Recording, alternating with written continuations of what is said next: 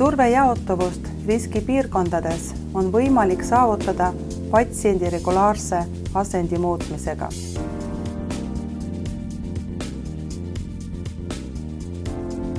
Enne asendi muutmist selgitage patsiendile, mida soovite teha ning julgustage teda asendi muutmisele võimalikult palju kaasa aitama.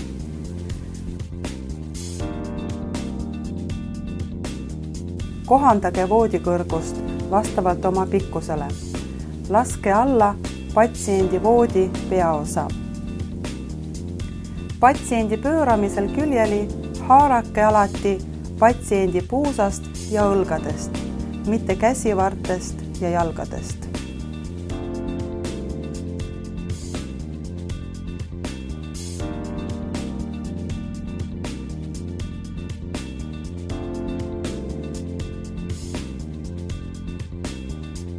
Muutke patsiendi asendid mitmekesi.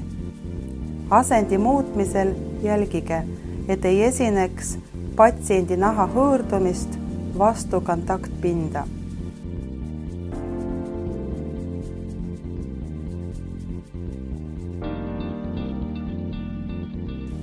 Naha hõõrdumist saab vältida näiteks libilina ja libituru kasutades.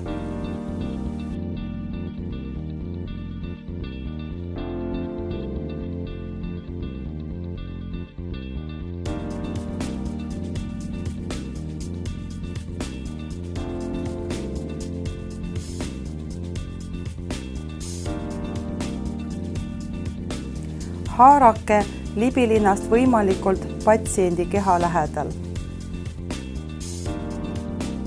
Liigutage patsiendi ühel ja samal ajal ehk sünkroonselt.